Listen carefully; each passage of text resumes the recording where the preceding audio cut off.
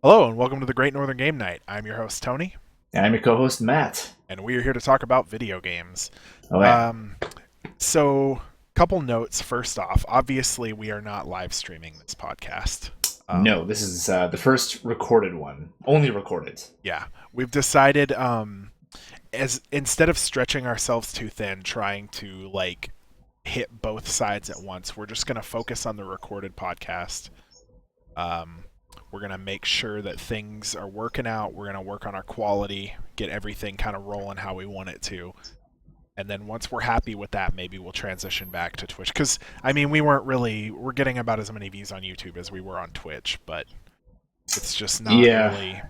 And it's a lot more comfortable for us to do it this way. Like, we both have jobs. He goes to school. I don't go to school yet.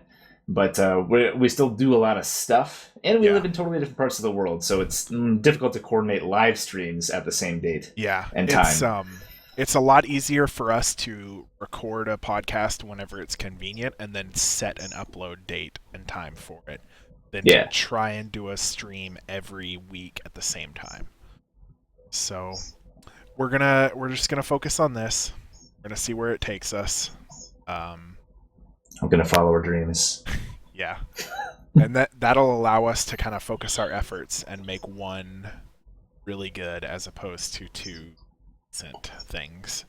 Yeah. Also, I believe we talked about this and we're going to do this next week because next week will be an off week for us between trade-ins. Right, yes. So next week, we will be foregoing the usual format of this podcast, and we will be doing what I want to make a regular thing, kind of. Well, maybe not a regular thing, but something that we do every once in a while. We are going to, I believe, do you want to do Mass Effect? Is that our first one that we're going to do? You know, I think that's a good one to start with. We both know a lot about Mass Effect. We like the series. We played them a lot. I think it's a pretty good one to go with, yeah. Yeah. So we are going to do what I'm calling a spoiler cast, and for the full hour, we're pretty much only going to sit here. We're going to talk about Mass Effect. We're going to talk about the trilogy, the story behind it.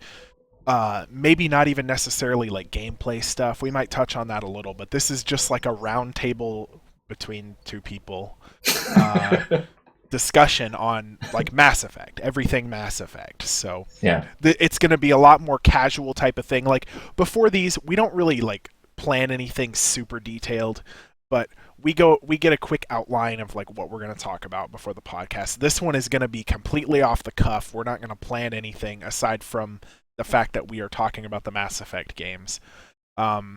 If it doesn't work out, if there's a lot of dead air and we're not really sure where to go with things, we might on the next one plan it a little bit more. But I kind of want to do an off the cuff thing where we're just improvising and just a stream of consciousness type of thing. Yeah. So it might actually just boil down to be kind of like a normal episode where we sort of talk about a game for a long time and then it sort of peters off when we switch to something else. But ideally, we want to focus on the one for the whole hour. And then at least it'll give people that watch potentially, a better idea of what's going to be in there. Yeah. Because we don't always stick to exactly what we initially plan to talk about in these shows. So it'll probably be a little more, I don't know, structured, I guess, but at the same time, still casual, Well, structured in the fact that we're only talking about one game, so there's not really any way for us to go off on a tangent and ramble like we tend to do. So there will be warnings on the episode title that there's spoilers or whatever. And if this works out really well, we'll do these for other games. Other than that, I guess we can just get into this week's. The podcast streams are out for the foreseeable future. So this is all going to be a YouTube thing, and I will update the Twitch page to kind of make a note of that. Yeah, for the two guys that are subscribed to us. Yeah. What's that one dude's name? I can't even remember. There's a guy that watches every episode on Twitch. Cool guy. And I'm sorry, dude. And we can't remember his name at all. And I can't remember his name because I'm an asshole. He's cool, but we're not. We're not as cool as him. No, he has his own stream, and if I ever remember his name, I'll tell you people, and you should go watch it. Okay, so let's kick it off. Yeah. Yeah, that was embarrassing. So, Did you? Yeah, man, I feel bad now. Did you want to start off talking about the big one that you yeah. wanted to talk about? All right, So we're take it gonna away. talk. I'm gonna try not to talk Matt's ear off because he hasn't. Not only has he not played this game, he's never played any in the series. I don't think. But I picked up Metal Gear Solid 5 at the end of last week, and I've put like 25 hours into it already, which some of that time probably would have been better spent doing my homework. But you know, sometimes you just gotta murder people. Hey, you gotta live Um, life, man. Enjoy it. so Metal Gear Solid 5, I don't want to I'm not going to go into any kind of story details because the Metal Gear story is convoluted as it is. Maybe like if you can't make it for a weekend, Ben and I'll do a Metal Gear Solid spoiler cast or something. But so it's definitely, this game would give The Witcher 3 a run for its money as my game of the year so far. Fallout I've been 4 hearing that a lot, actually. Fallout 4 is still to come, so we'll see what happens there. But Yeah. Metal Gear Solid 5 is it plays similar to Metal Gear Solid 4, which if you've ever played it was a bit of a departure for the Metal Gear games because um, a lot bigger like open areas than like Metal Gear Solid 2 and 3 were 3D, but it was still kind of linear stuff. Like you were going one way, there was only really one Yeah. way for you to go. Um, That's been the whole series so far, right? Up until the fifth game. Is that Yeah, correct? Metal Gear Solid Okay. 4, it wasn't open world, but it was a bit more open in terms of just like areas than the original Metal Gear games. So you got bigger Okay. areas. Um, the stealth was a little bit harder, like you don't get like the sight cones on guards anymore. For Metal Gear Solid 5, all that stuff is out. And if you're anything like me, I didn't play Metal Gear Solid 3, but I played the other games. I played 2 extensively, and it is a really big leap to go to Metal Gear Solid 5 because there's there's no radar. I think you can get a radar later in the game, but no radar. You don't have like vision cones to show you what the guards can see. You just kind of have to hope that they don't see you if you're near them. Yeah. Um, the whole game, it flows a lot better. I feel like it doesn't feel so much like you're just staring at the mini map, moving your character around, which a lot of times the Metal Gear games would boil down to that. You'd be like hiding an event, staring at your mini map, waiting for a guard to turn around so that you could quickly like worm your way out. Yeah. Um, Metal Gear Solid 5 is a lot more reactionary. I've already had a few missions just go south immediately. Like one person detects me and they call in reinforcements, and then it just turns into a bloodbath. So I was like terrible at it when I first started playing it. Um, it's a lot to get used to if you've played the previous Metal Gear games. Yeah. But I feel like I picked it up really fast, and I like it more than I like the systems in the other Metal Gear games now that I've played it a little bit. I feel like I've gotten a lot better. It really it plays to my. We talked about this a little bit when we did Alpha Protocol. Oh. I really like the stealth-based games where I can spend, Oh like yeah. 45 minutes on a mission, just like being as careful as I can, making sure nobody sees me. I'm like planning routes through the levels. That kind of thing I really love. Just being super like meticulous and deliberate Yes. about how you play, right? Um, Yeah. Pretty much every mission that I've done, not like side missions, but these main missions in Metal Gear Solid 5 has taken me like an hour to an hour and a half to do. And that's because sometimes, if you're trying like a full stealth playthrough, you'll have to sit in cover and wait for, like, you got to pay attention to the guard patrols. You got to watch them until you get to a point where you're comfortable that you know their movements. And then you have to wait for them to be in favorable positions so you can move on. Yeah. Um, you've got to be careful about who you kill, where you kill them, because they can find the corpses. One of the missions that I did, I'm not going to get into any like story things, but I just like as slow as I could, I was coming through and I was slowly killing guys off and hiding their corpses. And I was just like, I was throwing them behind houses that I knew that no guard patrols ever went by. So it wasn't an issue until I got spotted and somebody saw me, and they came out of the base and they started like patrolling the grounds, and they found all these corpses that I had left behind this house. And like the whole place went into like this high state of alert, and I had to hide for like 10 minutes until everything calmed down enough for me to be able to move out. So it was like you can recover pretty much any time, but it's, I had a plan going in and I screwed it up. The plan kind of got Okay. shot. There's other things that, like, you can hold people up in Metal Gear Solid and make them lay on the ground, and then they're out pretty much. But like, if somebody finds them, they're gonna get back up. Uh, there's sandstorms that happen in Metal Gear Solid 5, which are like you can't see shit, but neither can the enemies. So it makes this really like opportune ability because if you look at an enemy with binoculars, you mark them, and they're marked Yeah. forever. So That surprises me actually. I remember I read about that somewhere else, and or someone told me, and that kind of blows my mind. If you look at any other game, like any other game that has a kind of marking mechanic like that, it's never permanent. Do you feel like that's like would that cripple the stealth if it wasn't a permanent marking I system? think so. Just because it feels like a lot of the missions are designed to be like, you're in this for the long haul. Like, Yeah. you know, um, Maybe the way you play, right? yeah. Well, Yeah. so I mean, there's a mission that I did, and it took me an hour and 45 minutes, and I got an S rank, which is the highest rank you can get on the mission. So clearly, I didn't take that much longer than they expected people to take on that mission. Are Or the I, ranks time based as well? Like, yes, there's a okay. lot of different things that go into the ranks, but time is a factor as well. So if I had gone like, if they expected the mission to take a half hour and I took an hour and 45 minutes, I would not have gotten an S rank. Uh, but it's like, if you couldn't mark them permanently, because sometimes, if you put the base on alert, they'll search for you for, like 5 minutes. And if they don't Yeah. find you, they'll say, hey, we can't find him. They'll like radio into their headquarters and be like, hey, we can't find the intruder. And the headquarters will be like, okay, just stay on alert. So they're not on like heavy alert, but they modify their patrol patterns when they're on like slight alert. Everybody moves to different positions, and they're constantly like sweeping the area for you. So if you Hmm. couldn't permanently mark, it would be really difficult to manage that.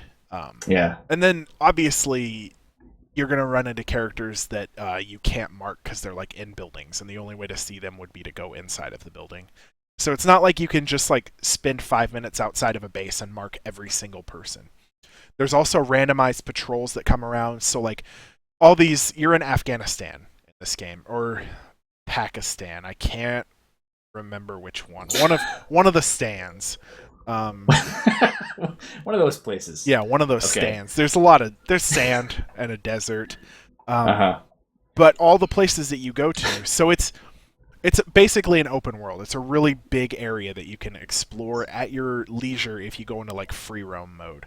The missions will confine you to smaller spaces, but you can still kind of explore within those smaller spaces. But there's roads that connect all these bases, and there's like supply trucks and transport trucks that regularly run along these roads.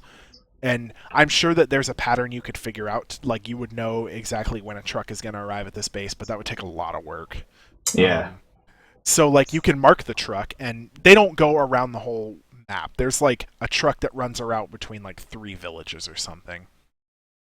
So if you mark it, you'll know exactly where that truck is at all times when you open your map up, and okay, it just left this base. I've got a little bit of time before it comes back here and disrupts the patrol route. There's also, it seems like there's guys that just walk along the roads between the bases, which that part is actually really annoying because your main method of transportation is the horse. Like you have to run around on the horse because the game world is so big. But you can be running on your horse and you like turn a corner around a cliff and there's just 2 guys walking randomly on the road. They're nowhere near any outposts, and they see you and like call for reinforcements or something if you don't kill them fast enough.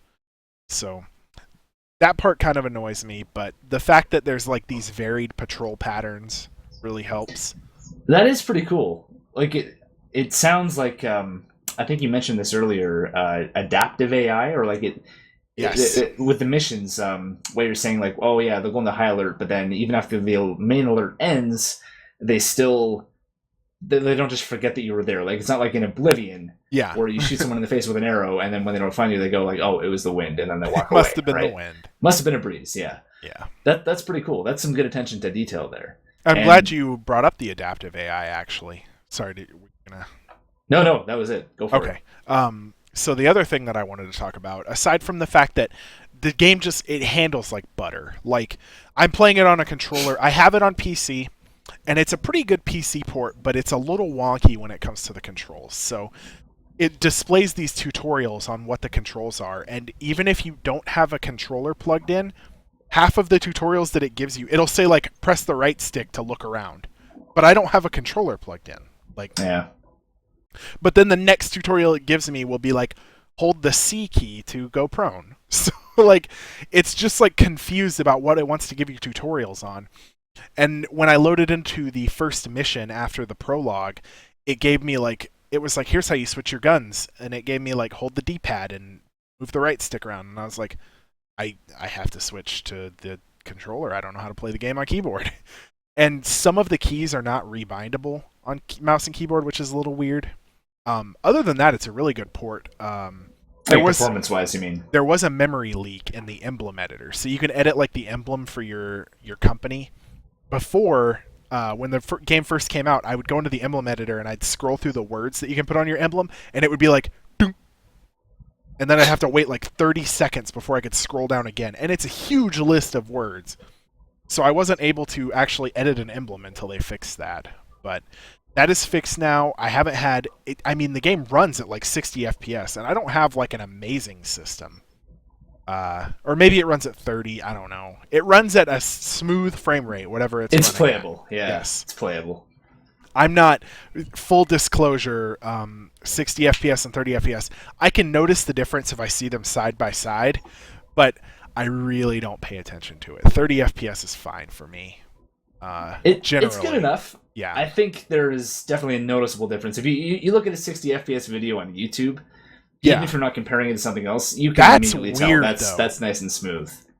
YouTube videos, I don't want to go too much off on a tangent on this, but they look like so weird to me watching a video of real life at 60 FPS. It's like it's just a little bit too fast. I'm wondering it's kind of surreal. I'm wondering if you were to compare what we see life at to an FPS, I'm wondering if it would be less than 60 FPS.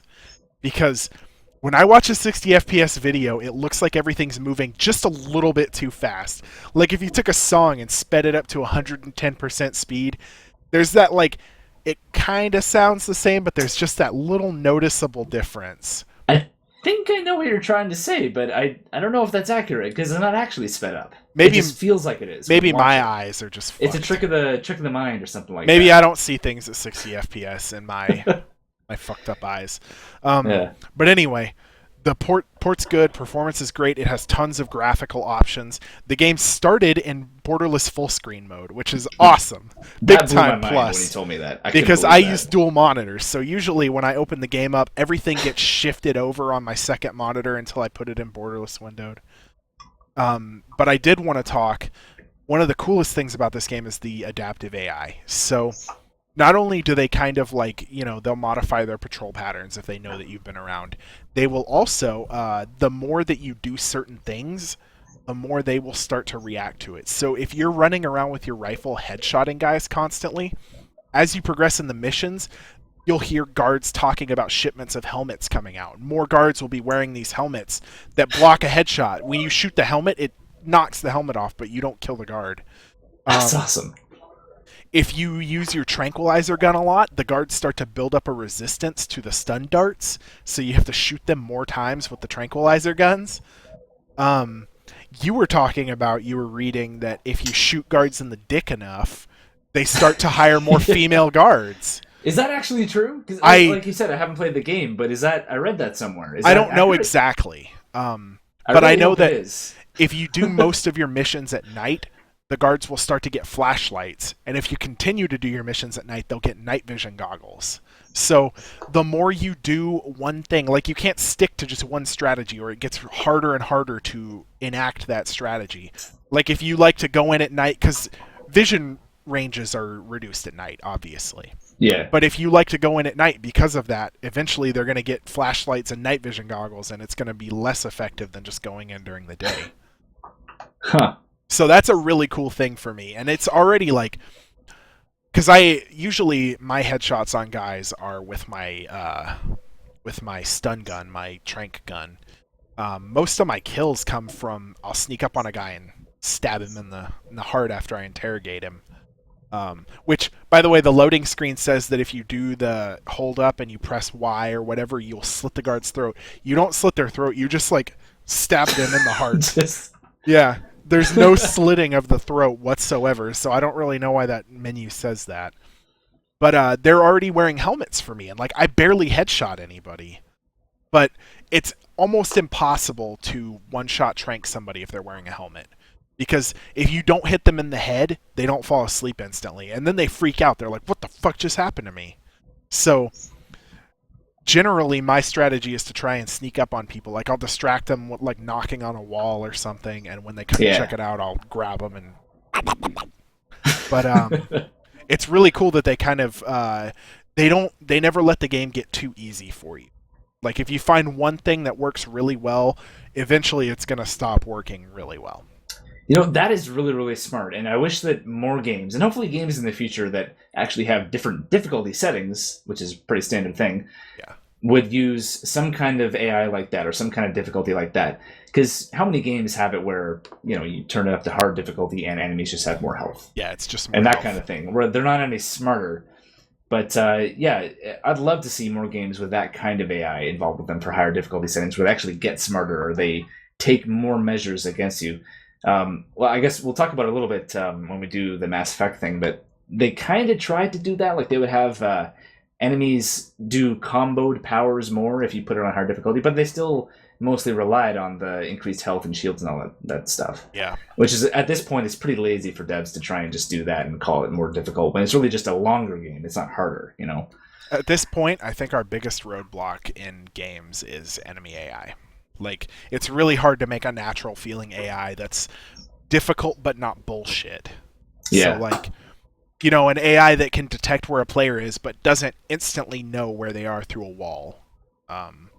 And a lot of stealth games, this is like my pet peeve with stealth games. The second you like raise an alert, every enemy knows exactly where you are. And Metal Gear Solid 5 does not do that. If you get spotted... First of all, the guards don't instantly raise the alarm. If they see you and you duck back, you're like, oh shit, you duck back out, they'll like stand there for a second, they're like, huh. Must have been the wind. What was that? And so they'll come down slowly from their post and they'll walk out to where they saw you. Yeah. And they'll like look around and they're like, huh, I guess it wasn't anything. If you let them see you for too long, they'll run to the spot.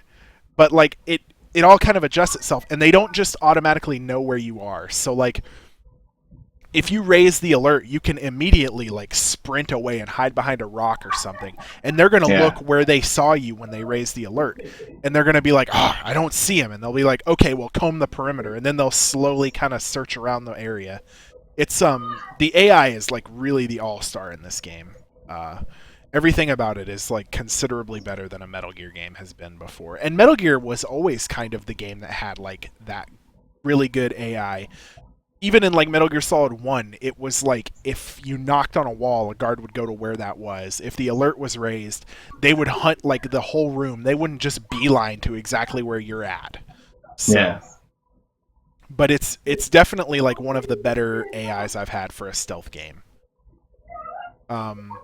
I think that's about all I really wanted to talk about for Metal Gear. I don't want to talk anything about the story or any of that. Yeah. We've got a lot of ways to go on the story, don't you? Yeah. I've done like 6 missions and I have 25 hours in the game, so I wanted to move on to what do we have next? Dirty GTA? Bomb. Not GTA. Oh, Dirty Bomb, yeah. I want to talk about Dirty Bomb. I don't know. Did you start playing this right, like with me or with Tiernan? I think I played it a little with Tiernan first while you were watching. But you haven't really played it before then, though. Like this, These last couple days have been your first. Okay, so this is a free to play game on Steam. It's kind of like I don't want to compare it to Team Fortress 2. I really don't. It doesn't feel like playing TF2. It's a class-based shooter, and that's about where the comparison ends. Yes. I will say, we're talking about this. It's not like, oh, this is the best game I've ever played. But the reason I want to talk about it is it does a lot of things really well, I feel like.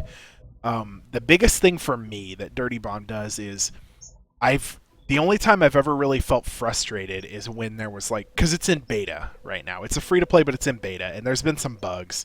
But but I like it's hard to get frustrated at the game. So it's kind of a combination of like Team Fortress and Quake. It's like this really fast-paced Twitch shooter kind of game. Yeah. It doesn't have like any of the crazy like Quake movement. There is a wall jump, but it's pretty lackluster in most situations. Yeah, it doesn't approach like, continuous rocket jumping through a level like you see in Quake. It's not anywhere near that, but it is a lot faster than I think a lot of shooters that are out there today. The wall jump is a really weird mechanic in the game to me because it doesn't get you any extra height. It feels like if you're in like a tight corridor going around a corner, it would be useful, but I can't think of any other situations where that wall jump is particularly useful. It's basically just that, because you can already spin on a dime pretty quick anyway, so it's not like you really need the extra maneuverability in the first place. But yeah, I did see one person on my team, the whole time I was dead, I was spectating him, and he never got it, but he was, you can wall jump back and forth between walls, it looks like, and gain height. And he was trying to get up into this window. He was like jumping back and forth between these two beams, and he just kept missing it. But it looks like you can continue wall jumping as long as there's another wall for you to touch. So maybe like, I mean, I haven't played all the maps. Maybe there's some maps where that comes into play. It seems like a weird mechanic to be in the game, like a mechanic that's really underused and has no specific purpose in the game right now. And maybe that's something down the line that they're planning on, like adding some verticality to the maps. There's almost no verticality to any of the maps, so it seems weird to have a wall jump that lets you climb walls. There's a couple of them that have like catwalks and stuff. Yeah, there's like a catwalk. Pretty level. Yeah. We're not talking about like multi-story skyscraper levels. So no. It seems a little out of place. I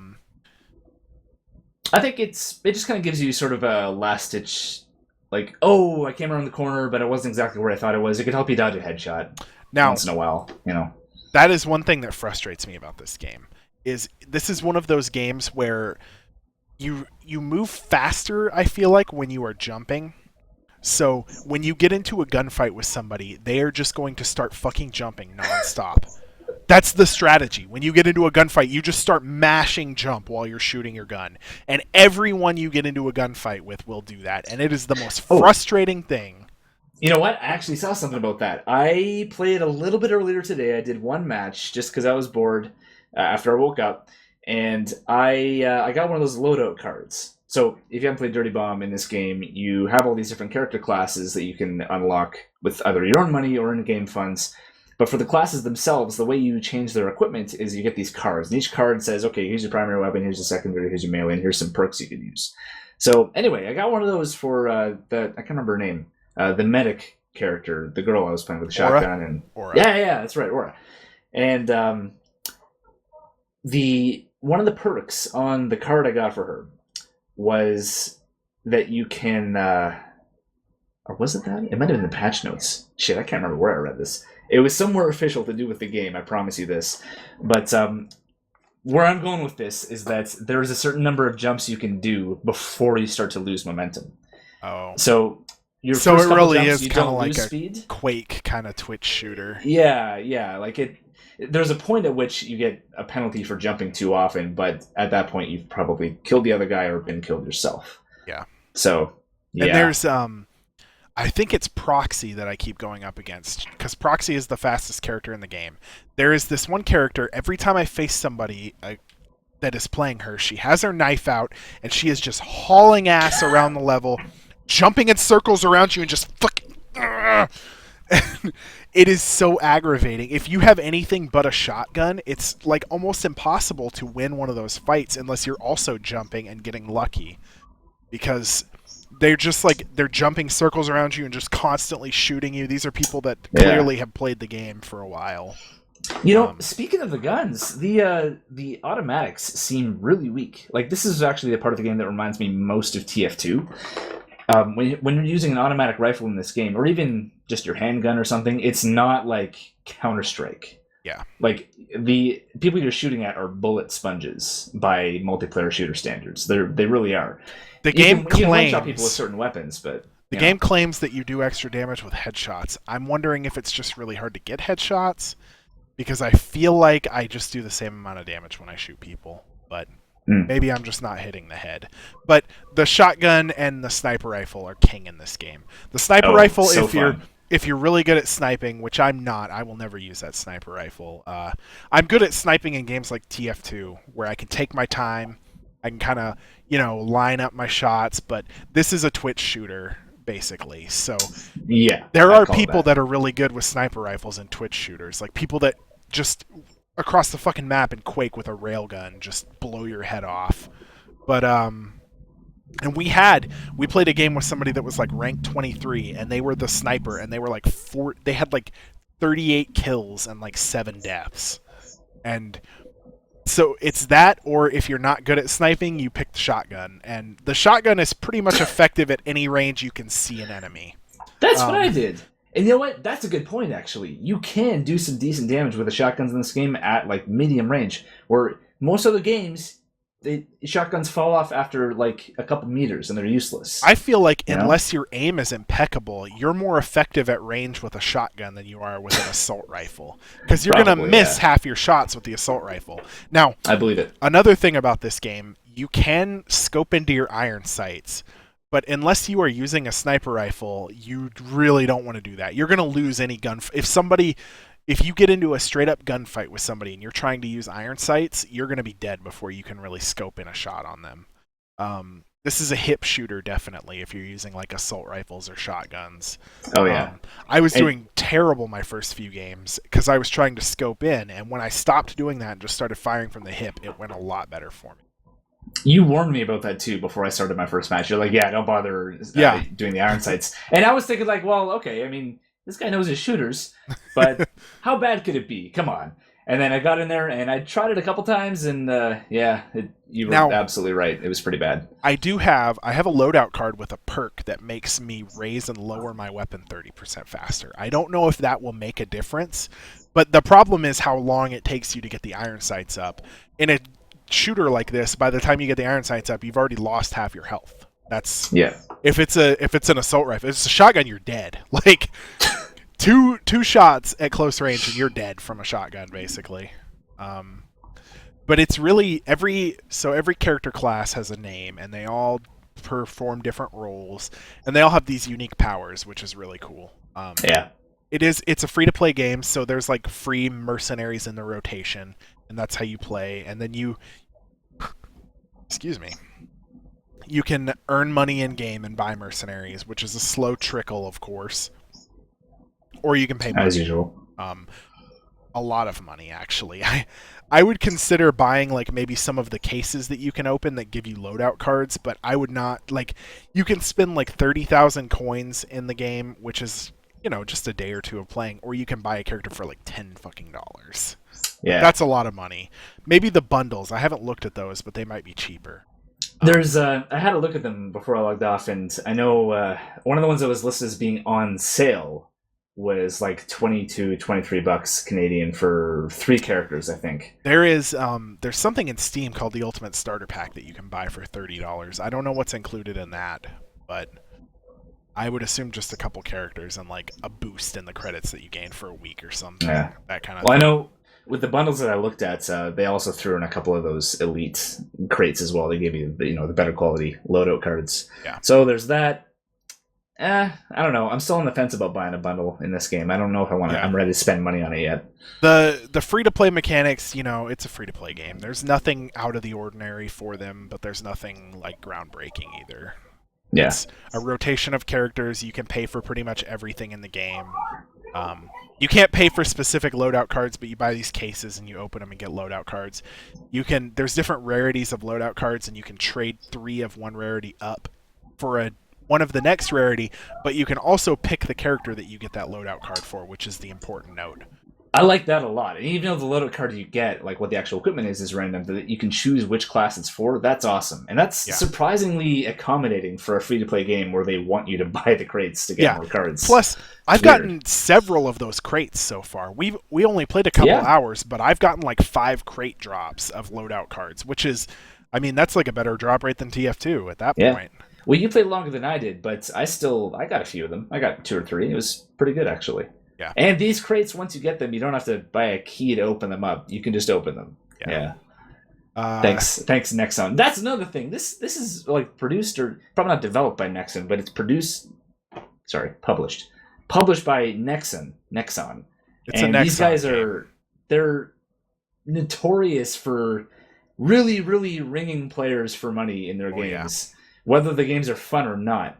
And it's like, I don't know what happened with this one. They're kind of doing it, but at the same time, it's not nearly as severe as it is in other games that these guys have published. So I don't know what's going on. But, it follows a lot of the trends currently in free-to-play games. So other than that, yeah, it's a pretty fun shooter. It's definitely a shooter that you don't have to take nearly as seriously as like a Call of Duty or something. Yeah. It's a little more serious than like your TF2, I would say, but I mean, we haven't unlocked like competitive matches yet, and I don't think I would ever really be interested in playing one of those.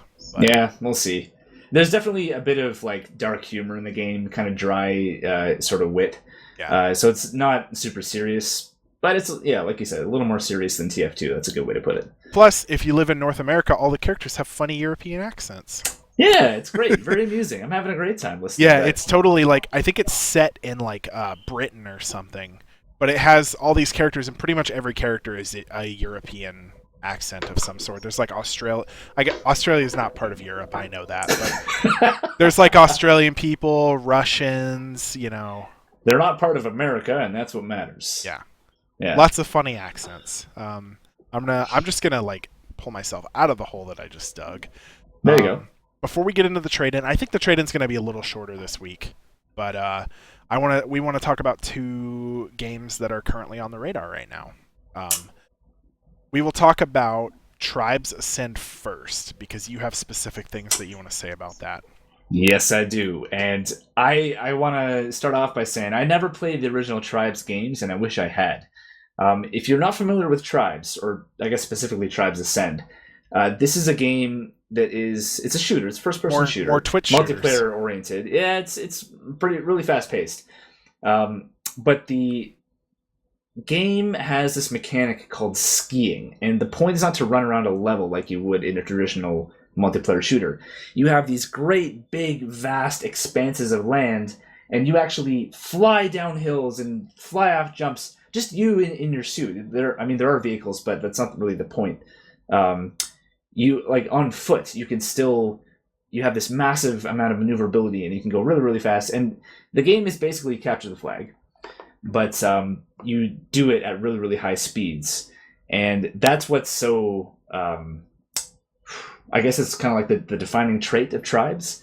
And originally, that skiing mechanic, at least in the first Tribes game, I don't know about any of the other ones, but in the first Tribes game, I think you could do it, but it was a bug. Yeah, I don't think it was an intentional gameplay mechanic. It was not by design, but players figured out how to abuse the game engine so that they could do this and go crazy fast and literally ski down hills.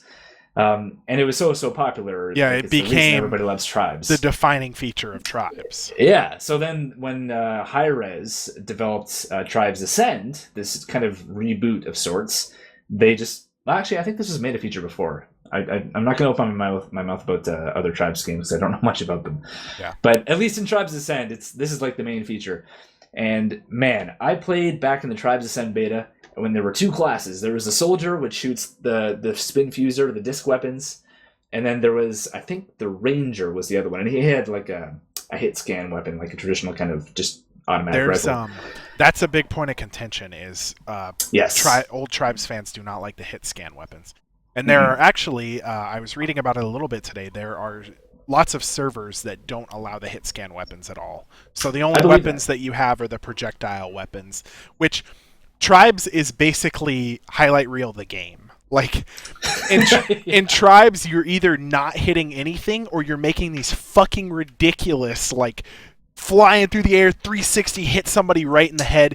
It's all or nothing in Tribes. You're either missing you either miss a shot or you get amazing like highlight reel shots. There's no just normal shots in Tribes. Oh no. And that is why Tribes Ascend was so goddamn fun and really popular when it was out in beta, and even like for a long time after release as well. So we should mention real quick, yeah. Yeah. So Hi-Res Studios are also the people that made Smite, which is it is a god-based 3D MOBA, kind of like Dota or League of Legends, but it plays a lot differently because it's third person. You control your character with the mouse, like you move the mouse around like it's a third-person shooter. It's kind of like Dynamic Combat. Yeah, as opposed to like your standard RTS style MOBA. So when they were putting Smite out, Hi-Res decided that they were going to take 6 months off of development of Tribes Ascend to focus on Smite. And that was over 2 years ago. They have released absolutely no updates to Tribes Ascend since then. No. And to be fair, Smite took off more than they expected, I think. So they would have decided, okay, let's put some more resources into this. It's not nearly as big as Dota or League of Legends, but the Smite Championships that happened had a $1 million prize pool. Like, that's nothing to scoff at, really. Yeah. So, they diverted everything into Smite for that. And, I mean, rightfully so, people just assumed that Tribes Ascend was done, like that they had abandoned it and it was just going to be stagnant forever. Yeah. And then, I mean, in video games, 2 years is a long time, right? And I think yesterday, especially for a multiplayer game, 2 years is like the difference between a game being playable and all of its servers being shut down usually. Yeah. Which was starting to happen with Tribes Ascend, by the way. And even before this whole thing with Smite happened, because it was being done by Hi-Res, and Hi-Res has done some kind of free-to-play cash shop sort of games before, there were a lot of the players of Tribes Ascend who were Global Agenda. Global Agenda, which was actually, we liked that game. It was pretty fun. Well, that was fun until it turned into a typical free-play game. Yeah. But well, some of the Tribes Ascend players I feel like it was a lot of them anyway. They were starting to get kind of disillusioned with the direction the game was taking. So, some of the population started to die off. And also, half the people that played the original Tribes games hate this game just on principle. Just like any other, like Dota and Dota 2. Yeah. So I think just yesterday, Hi-Res was like, oh, hey, by the way, guys, we're releasing a huge patch in a week?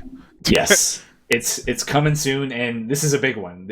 Apparently, it's a lot of, I don't know about new content, but a lot of changes to the game. I read a little bit. They are merging some classes together, I saw. I think they're going back to the light, medium, and heavy class system that they had in older Tribes games. Possibly. From what I understand. It's just funny to me that they were just like, oh, by the way, guys, huge game update coming in like a week or so. No fanfare, no big announcement, just, oh, hey, it's right around the corner. Just so you know. They were just sitting on it.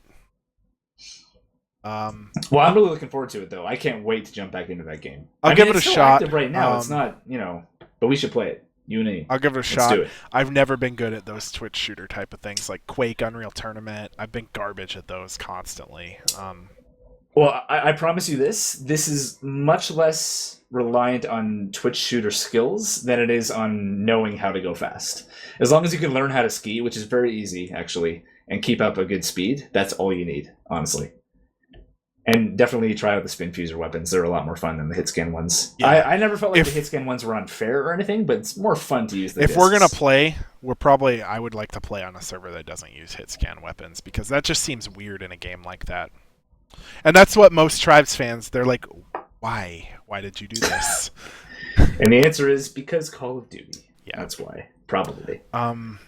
Real quick, we have a little bit of time. I wanted to also talk about Dragon's Dogma. There's not a whole lot of discussion to happen on this, but Capcom just randomly decided, they're like, hey, remember that cool game that, came out, 5 years ago now? I don't know if it's that long. Maybe not quite 5. It was a few years. Remember that cool game, Dragon's Dogma, that we came out with that everybody loved? We're going to bring that to PC, we've decided. So, yeah. I gotta say, that was one of the few games that was exclusive to a console that I really, really wish I could have had on PC. And by the way, I had a PS3, but looking at that game and just watching gameplay footage back when it was released and that kind of thing, I couldn't help but think, man, I wish this was on PC. There's so many things that could be done. I just felt like it would have been better, and now it's finally happening. Dragon's Dogma, I'm excited for this because Dragon's Dogma is one of those games, every once in a while, a game will come along from a big-time developer where they just say, fuck it, we're not just going to try one thing new. We're going to try everything new. So Dragon's Dogma was like this weird, like, it's reminiscent of like Dark Souls type of thing. It's like this like crazy Western RPG looking thing. Even though it came from Capcom, but it's like a Western RPG. But it's got all these cool systems, like you climb on big enemies to fight them.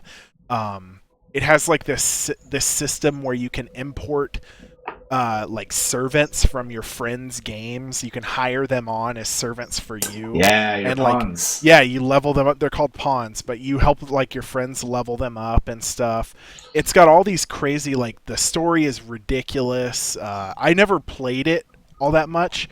I watched my friend play a lot of it though. Yeah. Well, one thing that I really like about this game, and that I'm looking forward to doing, is the class system. It's actually pretty neat. You have, I believe, a number of base classes, but later on, or professions, or vocations, I think is what they're called.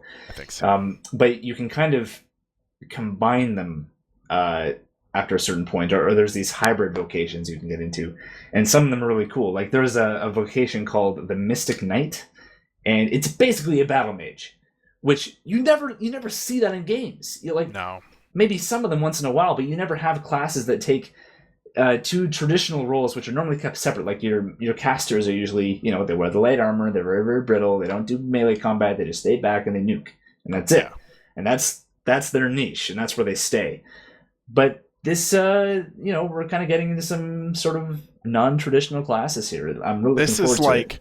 Dragon's Dogma is like Western RPG feel with a lot of JRPG elements to it. Yes. So like, if you want to see battle mages and stuff, you have to look back to like the old Final Fantasies, like old JRPG type of stuff. All those games had like a Mystic Knight type class, whatever you want to call it. They all had these classes that merge magic and like fighters together.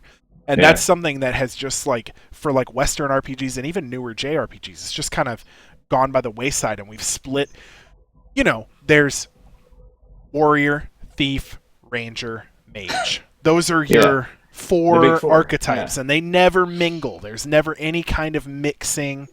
Only the ranger uses bows, only the thief can sneak, only the fighter can dual wield, that kind of thing. And Dragon's Dogma is definitely like, it plays and looks like a Western RPG, but it feels more like a JRPG in terms of like, it's got like a job system basically. You're fighting these like gonzo boss fights against these fucking ridiculous bosses. You're climbing on top of them to fight them. It was really well received. I don't think it was as popular in America as Capcom wanted it to be. So they there's a Dragon's Dogma MMO, I think, that's already out in Japan. There is. That's right. That is not in America. Dragon's Dogma Online. But I think they were talking about maybe bringing it to America. Because, previously they were saying like, oh, this is our only chance to get a PC Dragon's Dogma. Because clearly Capcom has forgotten about this game and they're not bringing it to PC. Which, joke's on us. But, so... I don't think it quite hit the expectations that they wanted in America, but maybe there was enough outcry that they decided, hey, maybe we should, let's give it a shot. I wonder if they feel like they're kind of shooting themselves in the foot with the MMO now, because there's going to be tons of PC players that might have only played the MMO because they didn't have a PC version of Dragon's Dogma. Maybe. Which, from what I've heard, isn't nearly as good as Dragon's Dogma. That's just what I've heard from people that have played both. Well, I haven't played either. But it's an Asian MMO, so it's probably really grindy. Might suffer from some of that. It's not. Well, I don't want to sound like a racist, but it's not a Korean MMO. Which those are stereotypical. Yeah, right? Those are notoriously grindy because they're trying to pull money out of people in internet cafes, because people don't really have like home internet in Korea, I don't believe. I think that's the kind of market that exists over there. That's just the kind of game that they want. Yeah. So that's what they make, and it's what sells over there. So yeah. So I'm looking forward to that. As well over here. I didn't play it all that much because that was around the time that I was transitioning into more PC than console anyway. Yeah. But I will definitely give that a shot. I'm going to as well. The last thing I have to say about this, because again, I don't know much about it besides this, is that Dragon's Dogma has a lot of flair. And I'm talking about like your Oh, yeah. spells, your attacks, even the archer abilities. That like everything looks really cool in I this game. believe that's one of those games where your armor changes how you look too, right? So I think maybe I'm remembering wrong. I know that it has I don't know. I know that it has a pretty detailed character customization, which is that's a plus for me. Yes, absolutely. We've got about 10 minutes left, so we're probably going to go over, but we should move into our trade-in game. Let's get that done, yeah. So we did this, 2 weeks ago, and we both did the same game. We did Talos Principle. Yes. So what did you think of this game? This game is awesome. If you like 3D puzzle games at all, this is, aside from maybe like the Portal games, the best bang for your buck that you're going to get. It kind of it's huge for one thing. It's way bigger than either of the Portal games. It might be bigger than both of the Portal games combined, honestly. Both physically and in like length. And I thought it was going to be fairly short. Like I figured it was going to be kind of like Portal 1, you know, it's a fairly short experience. I was way fucking off. And it's not an expensive game either. Like it was what, 20 like bucks, 30 bucks? Yeah, I think. Yeah. Might have been expected to be as long as it is. It might be 30 normally. I got it on sale. I think you got it on sale too, actually. I did too. I paid like 15-16 bucks for it. Absolutely worth that price. Oh yeah. Definitely worth its normal price, I would say, if you're looking for a game that you're going to get some time out of. The one complaint that I have about the game is the difficulty ramping is a little weird. So there's you're basically solving these puzzles to get these puzzle pieces that let you unlock more doors. And there's 3 types of puzzle pieces that you get. There's yellow, green, and red. Or green, yellow, and red. And I think that is the difficulty scale as well. That's what it seems like. I think the green ones are the easiest to get. Yellow are a little harder. The red are incredibly hard. Like, the difficulty difference between green and red is ridiculous. But the green, I mean, you can breeze through, like, most of the green puzzles. And then every once in a while, you'll catch one that is just really hard. The game, I think it shines most in its optional puzzles. So certain worlds have these collectible stars that you can get. And getting those stars is like fucking ridiculous on some of these. Some of them, it's fairly simple. Like the starting ones, you know, to give you a feel for it, you just have to like find a switch hidden in an alcove and you flip the switch and it opens the star. Yeah.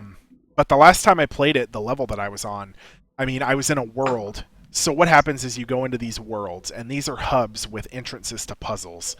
And it's an enclosed area. So in this world, you pass through these purple gates that prevent you from carrying items out of the puzzle, but you're not loading a new area. You're walking into a puzzle that's already loaded in the game world. Yeah, it's another part of the same map. Yeah. So there's multiple puzzles in each world.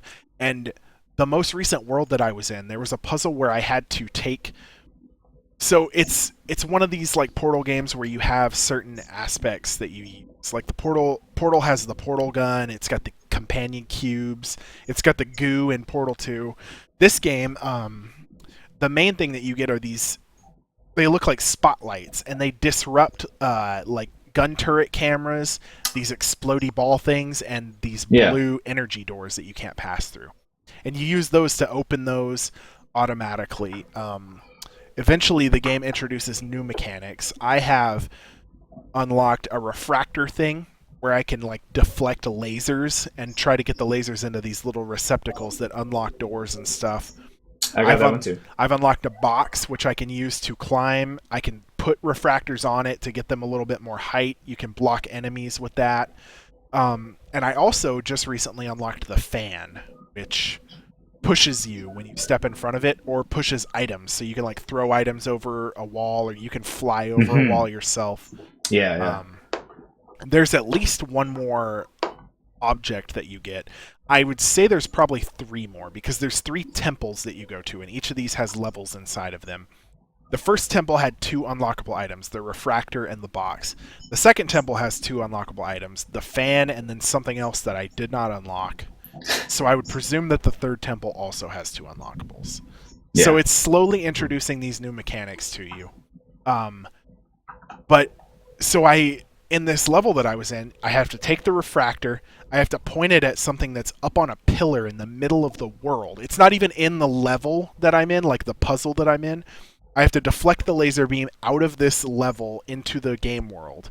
And then I have to go to another puzzle and catch that refractor from outside of the game world into this new puzzle. So I've got like this setup spanning the entire game world that I'm in to get to this secret. And it's really satisfying to solve these puzzles. To be able to figure that out, yeah. It's not like, I wouldn't call it any kind of like amazing departure from a 3D puzzle, like a 3D physics-based puzzle game. It has different mechanics than Portal, but it feels a lot like Portal when you're playing it. Well, there's a number of parallels there. Like, you're this person who really doesn't speak, and like I don't want to say too much about your circumstances, like who you are, but you're this individual, and you're kind of put into this course, basically, just like in Portal. You're a robot. That's okay. Well, like that's pretty obvious. Pictures of the game. So yeah, pictures of the game show you as a robot. But you're just kind of dropped into this. It's basically an obstacle course, and by this sort of authoritative, disembodied voice. Again, there's another parallel, and they're basically telling you, okay, you need to go and do all these things. I mean, it's vastly different in terms of setting and the motivations of GLaDOS in Portal versus this voice in Talos Principle. So there's some differences there, but yeah, it really, really feels like a Portal game, even though you're not actually using a Portal gun. Yeah, I thought that was very, very smart. You're being directed by supposedly the person who created you, and supposedly the person who created this whole world that you're in. He calls himself Elohim, which is the Hebrew word for God. God, yeah. And like you said, I don't want to spoil too much, and I didn't finish the game. I didn't even come close. But at some point, you leave this temple with all the first puzzles, and you're in like this icy wasteland with these 3 temples constructed in this like massive tower that goes up into the sky. And Elohim tells you, solve the puzzles in these temples, but don't climb this tower. Don't climb the tower. Pay no attention to the man. Which means you're gonna finish the game by climbing this tower. Oh, that's obvious. Definitely. But it's really cool. All of the story is conveyed to you through these computer terminals that you access. Yeah. And there's terminals in every level. And you open them up, and they've got like saved documents, like emails between these people that ran this company. It's all kind of scattered. Like, I assume it's one of those things where the story doesn't really come together until the end. Until you have all the pieces, yeah. Kind of like a puzzle. Yeah. But it seems like some kind of like disaster happened in the world, and you're like what's left over in this like post-Armageddon world or whatever.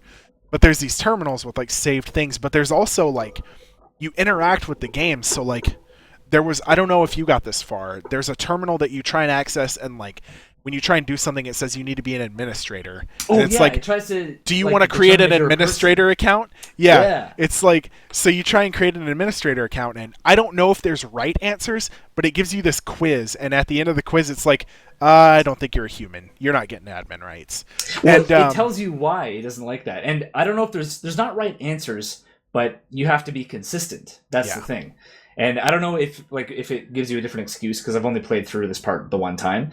Yeah. But there's a question where it asks you something like, is value created?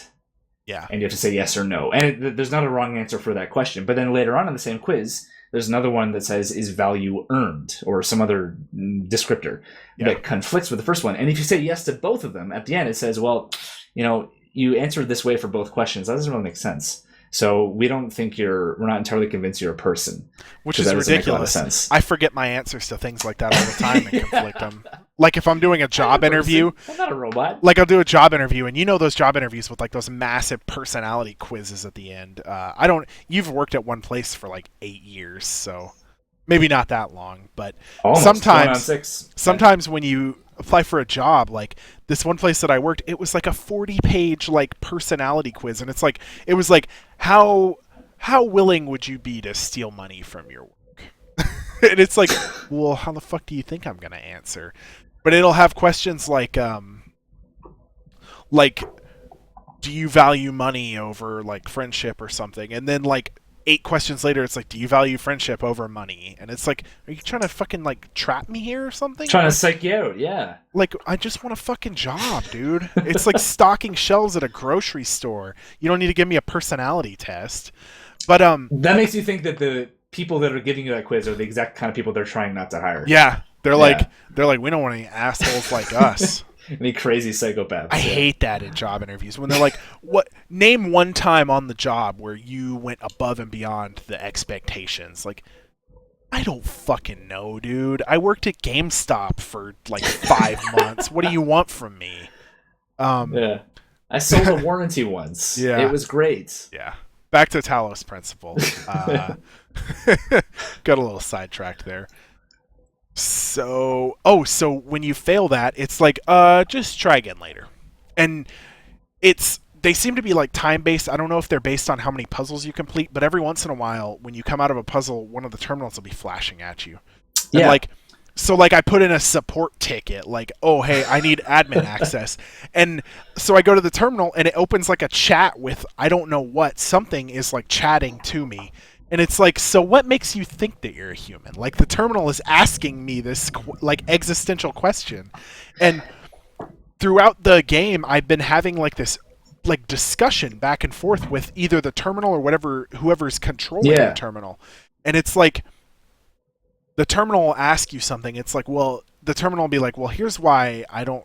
Here's what you're doing wrong trying to impersonate a human. And, like, depending on how you answer, it'll be like, I never thought of that. Maybe you are a human. And it's like, it'll ask you things like, why do you think you're a human? And like, the answers are like, there's like some nonsense answers, and there's answers like, I am conscious. And if you pick that one, it's like, well, how do you know you're conscious? Maybe you are programmed to think that you're conscious. And you're like, one of the answers is like, because I feel. And it's like, it's totally like this really weird, like, existential look at everything. It's really philosophical. And it adds a lot of cool stuff to the game, I think. Like, it adds a really cool flair to the game. Yeah. Like, I don't think that this stuff is particularly important to the story, because I know that my character's not alive. I'm a robot. But, well, I mean... Are you sure about that? It's pretty sure. I mean...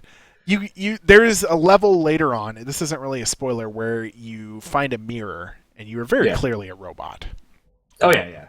And actually, I don't know if you noticed this, in some of the levels, when you're just roaming around, you'll see kind of this, like, ghost of a robot going somewhere. And I don't know, I don't think it's supposed to be implied that it's a different robot before you. That is a function that you get later, too.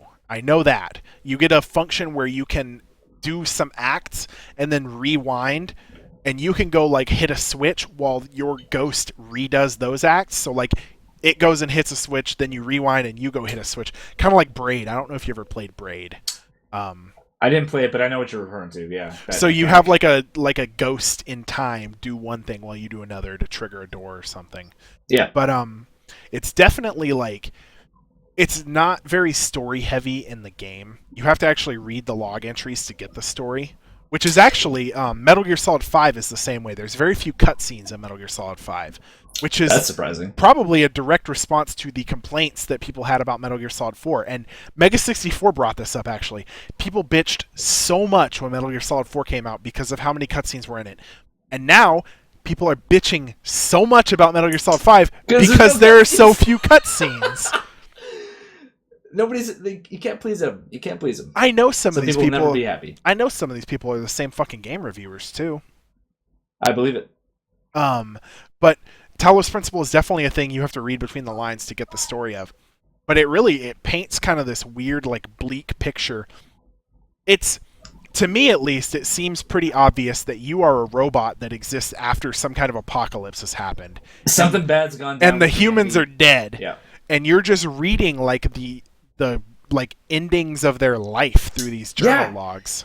Now, you have to go out of your way to go... I mean, it's not out of the way. I mean, they're not hidden from you. But you have to actually go and read these terminals. You don't have to read them to finish the game, as far as I can tell. Like, you can progress through the puzzles without reading into the lore, but you really should if you're going to play this game. One of the optional puzzles I had to take... Because when you open the logs, some of them are, like, kind of corrupted.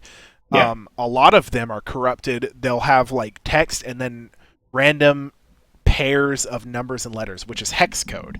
And there's one optional puzzle where you have to go translate that hex code into ASCII, which is normal letters. And that gives you a hint towards what you need to do for that puzzle. But usually you can translate that hex code, but it's just like flavor text and stuff usually. But the atmosphere of this game is like spot on. Oh, it's spectacular. Yeah. The puzzles are really fun. Even the easy ones are satisfying to solve. And it's one of those games where you can beat your head against a puzzle for like 10 minutes. When you finally get it, it feels so fucking good, man.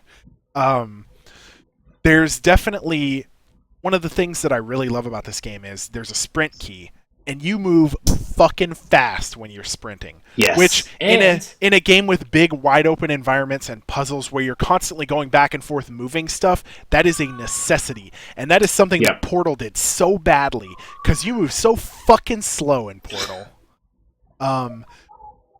If you watch Portal speedruns, they use like bunny hopping to get around because the movement is so fucking slow, dude. Yep. That is, and Portal has a lot of the same backtracking type of stuff. Like, there's a lot of situations in Talos Principle where you'll have two jammers, and what you have to do is jam a door, go grab your other jammer, go to the other side of the door, jam it from that side, go grab your other jammer, bring it in so you have both of them in the same place. There's all sorts of like just minor backtracking that is made so trivial from that sprint button.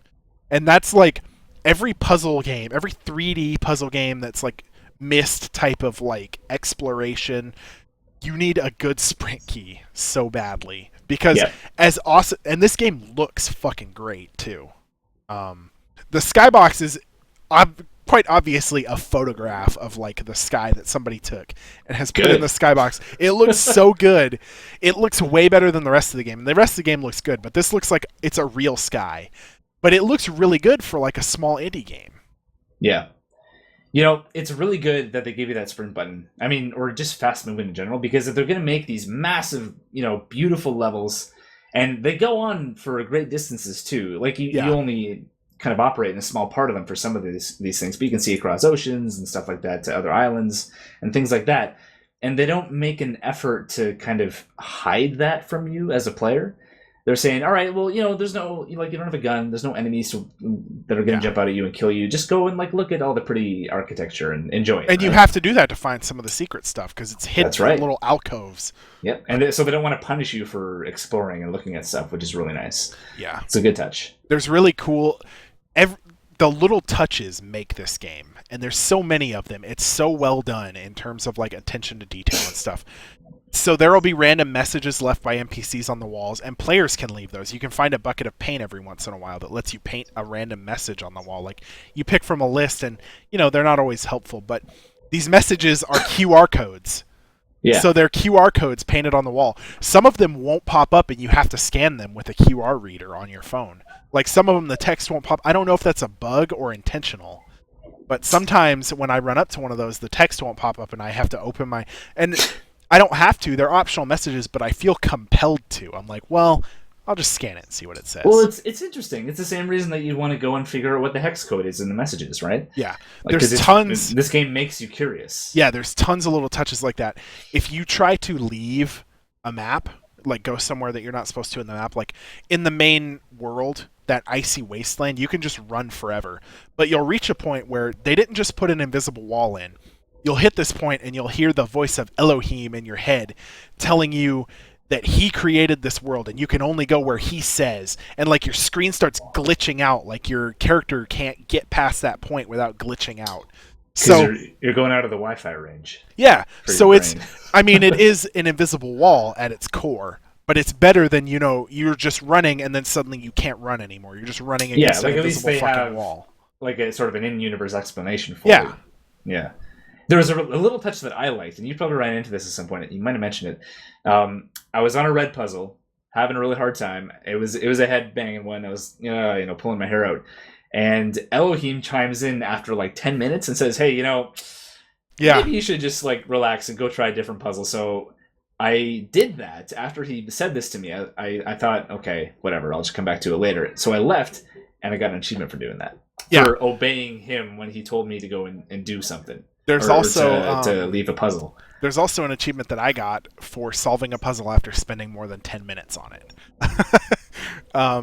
But yeah, he doesn't just say, "Hey, go try another puzzle." He chimes in, and it's like an in-character thing. He goes, "You know, my child, you do not have to do all of my challenges at once." And it's like, "Hey, fuck you, buddy." Yeah, for mine, he said something like, "There's no shame in putting a challenge aside to come back to it later." Like, he tried to make me feel good about it. You answered him. That only increased my drive to finish the puzzle. I was like, "No, fuck you, buddy. I'm gonna solve this puzzle." And I finally solved it. And you know what it was? It was a stupid thing where I needed to bring one of those transmitters with me, and I wasn't thinking that I could use one to keep the door open and move both of them in that way. Oh, yeah. And that's the only reason I couldn't solve this puzzle, and I was just banging my head against it for 10 minutes. But those red puzzles especially, they're hard enough that they're just so satisfying when you finish them. Yeah. There have been a couple of them that, like, I looked at them and the pieces just kind of fell into place, but there have been a lot that I just kind of really had to think about for a while. Yeah. I don't think I had to do a 10-minute one yet, except for the one that I couldn't do at all and left. That kind of counts. So there are, like I said, the difficulty is pretty stock standard on the red ones. The red ones are always hard. The green ones, the difficulty's kind of hit or miss, and that's my biggest complaint about the game is most of the green puzzles are too easy for me. And then there will be one that's way too fucking hard. But for the most part, those green puzzles are kind of gimmies. A lot of them are used to introduce the new concepts. So this game is like constantly putting new concepts into the game, but it's never like you get a new concept and then you have to do a fucking regular tutorial about it. It's like if you're not full, like for me, I don't give up on a world until I've gotten everything in it. And that's just the way that I play. I'm like a completionist type of person. So like the stars, maybe I would come back for later, but puzzle pieces, no, I have to get all those the first time I go in the world or no dice. But if you don't do that, you'll reach a point where you need an unlockable and you haven't unlocked it yet, and you do have to go back and do extra puzzles. Go do the thing. Yeah. But it's very good at progressively giving you these new mechanics. Like the first level after I got the fan unlocked was really easy. It was just showing me how to use the fan. And then the next one was a little bit harder, still had some fan mechanics, but I had to like, you know, it was mixing other mechanics. And there's one where I had to place a box on the fan while it was off, then place a reflector on the box, connect it to the 2 points, then turn the fan on, lift the box up with the reflector so that it can clear these walls. If you just put the reflector on, it like flies up and then falls over. If you don't put it on, you can't connect the pieces. So it does a really good job of merging its concepts together. I didn't finish it. I probably will at some point. It's a really busy video game time for me, so I can't promise that'll be anytime soon. But well, I'm going to try to finish this one, and more so for the themes presented in the game than the actual gameplay. There's nothing wrong with the puzzles. They're great. I want to see what's at the top of that damn tower. Yeah, I want to find that out. And like reading about what happened with the people, and they're kind of developing this this Talos project, or the well, I guess it's called the Talos Principle in the game. This Which idea is still, that's, you know, that you can create a person.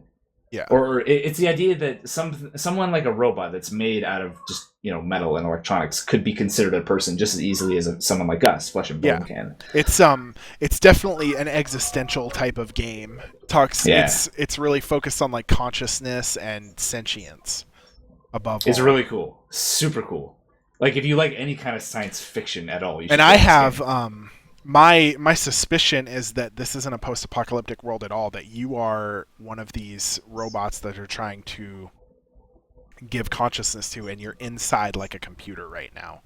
That's my kind of like suspicion about it. I agree with that, and the reason is that it's kind of a simple one, actually.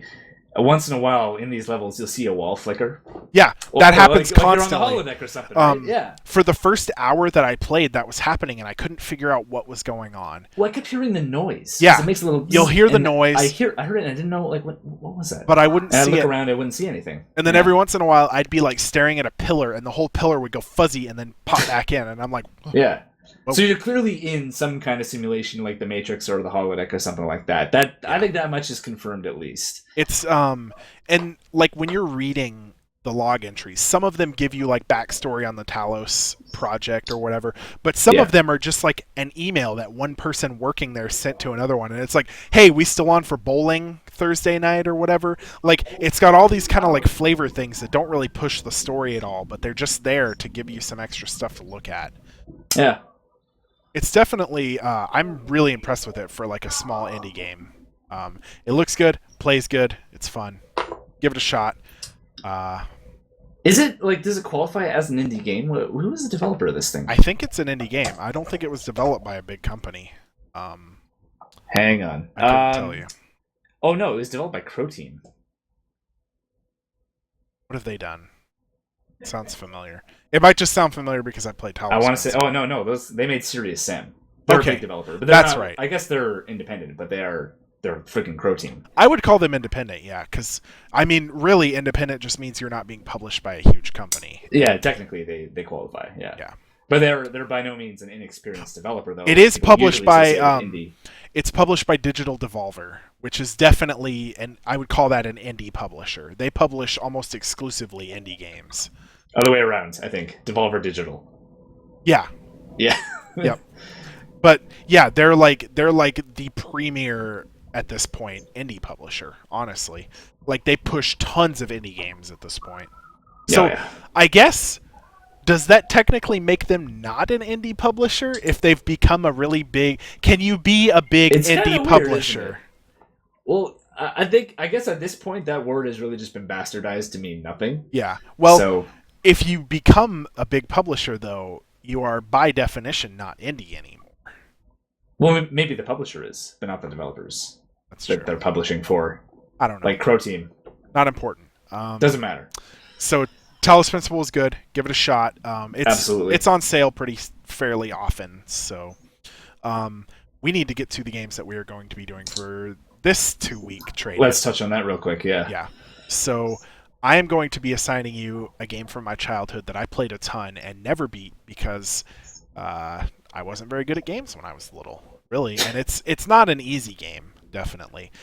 You are going to be playing Oddworld Abe's Odyssey, which I don't know if you know anything about that game. I know that I think you're like an alien or something, and you're working in a food factory. And you will. I think that's it. I might be wrong. But... You work in a food factory, and you find out by accident that the newest food product from that company is going to be made of your race. Your people, yeah. That's actually where my knowledge ends. That's it. Yes. So the main goal of the game is to rescue Mudoken, I believe, is the name of your race, and you are rescuing other ones of those. And it's one of those like 2D platformer adventure type games. Like if you've ever played like Out of This World or anything for the Super Nintendo. I don't know if you've played those, but no, not that. So I know what kind of game. Like I've actually played. I haven't played this game, not Abe's Odyssey. I have like 20 minutes on Steam. So I've launched it. Yeah. That's all I've done. It's one of those games, you don't have any direct weapons against the enemies, and they'll kill you in one hit. But you can like lead them into mines and stuff. But the main goal is you're rescuing these other guys, and you have really basic control over them. So you do like a chant, and it like wakes them up, and they come with you. And if you chant again, they stop following you. And your goal is to get them through without getting them killed. It's a very old school kind of 2D game in that sense. That sort of like it's almost like an adventure game, I guess. You don't have the power to kill anything aside from like baiting them into mines or something, but I don't know how well it's aged. I will admit that. It was a PS1 game. I have not played it since I owned a PS1. So we'll see. We'll see if it aged well. I'll let you know how it is. I enjoyed I'll let you know it. how it ends, hopefully. Yeah. We'll see. Maybe I'll play it again one of these times. Not this week, though, because you have a different game in mind for me. That's right. This week, you are going to be playing Tomb Raider. And not just any Tomb Raider. This is Tomb Raider 2013. So like the remake, the reboot, whatever you want to call it. The most recent one. There is a second game in this kind of line coming out. Rise of the Tomb Raider. Rise of the Tomb Raider, that's right. But no, this is Tomb Raider 2013. This is a game that kind of shows it's a retelling of how Lara Croft becomes the infamous Tomb Raider that she is in most of the games. This game is Tomb Raider, now with 100% less tombs, basically. Exactly. Well, not 100%. There are tombs in the game, I'll tell you that. But and you may actually raid them, believe it or not. But Lara is a very inexperienced archaeologist, basically, at this point in her career. She's not accustomed to being the Tomb Raider that she's been in every other game in the series. So she's pretty green. She's new and young. This one is Tomb Raider really creepy insinuations of rape simulator.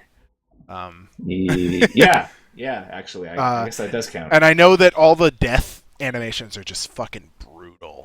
They're fucking brutal, man. It's crazy. I mean, you empathize with her because she's nice and she's pretty, and then she gets like a stake through the eye, and you don't expect it. Even if you know it's coming, you're going to be surprised the first time it happens. Action games are trending this way towards these really fucking brutal death scenes. It's like Gears of War. Yeah, it's really, really violent and gory. Like Dead Space. Did you ever play Dead Space? Oh yeah. Anytime your character dies in Dead Space, it's just a fucking bloodbath. Disgusting. Yeah, he gets torn apart. Are we talking? It's not quite on that degree. We talking Dead Space 2 eye surgery, where when you fuck up the eye surgery, it just drives the drill into your skull. Spoiler alert for Dead Space 2, by the way. Yes, your character can die in Dead Space 2. There is a horrifying sequence in Dead Space 2 where you have to like inject a needle into your character's eye, and if you screw up the little minigame, the thing just fucking just crushes through your eyeball. Yeah, and it is in Tomb Raider, they're exactly that bad. That's not an exaggeration, so have fun. I'm looking forward to dying in that game. Yeah, take some screenshots. They'll last longer. Yeah.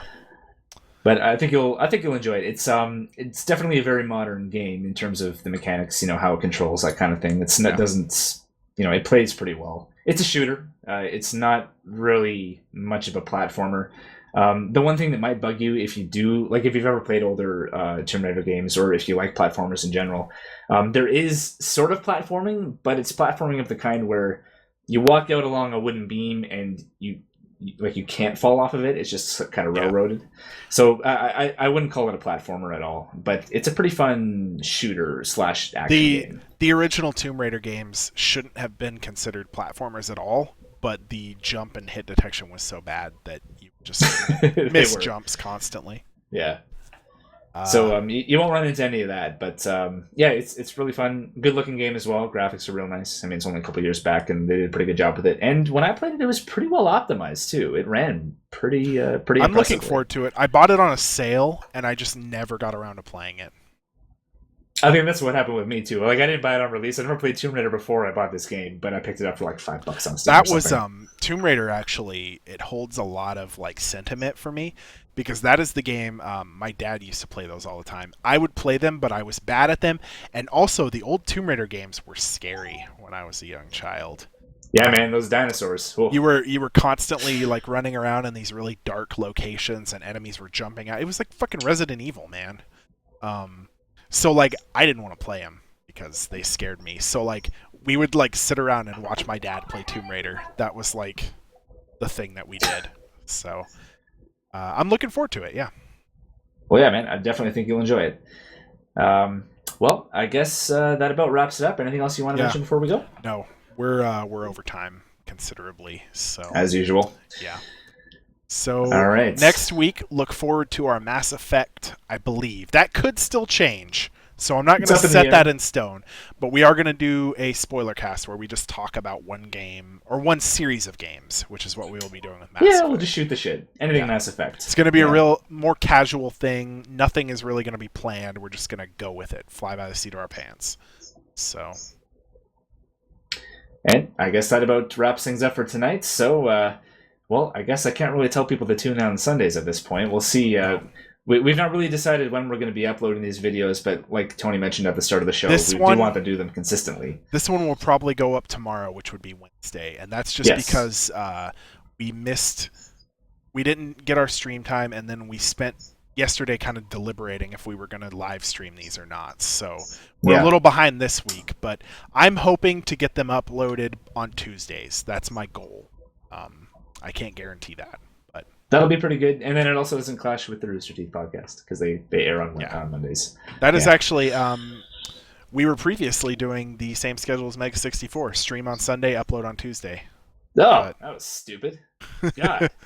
Why were we doing that? Oh my god. Okay, well I know that we're losing some of our precious 4 viewers. Yeah, to Mega 64, or the one guy that decided to stop watching us and go watch Mega 64 instead. Yeah. He shall be missed. Anyway, of course, you can follow us on Twitter. It's at GNGN Podcast. And when we go back to streaming, our Twitch channel is twitch.tv/GNGN Podcast. I should take that. That's in the overlay. Oh, well. Yeah, we'll get around to it. It's going to happen. Website also on the way. New stuff for the podcast. And this one probably isn't going to be edited to perfection like we want it to be. But going forward, they're going to be nice. Look forward to it. Really nice and polished. Nice graphics and audio. And it's going to be amazing. So yeah, we're going to do it. It's happening. Yeah. And, that's pretty much it. Thanks for tuning in if y'all watched. And we'll see you next time. Yep. See you guys next time.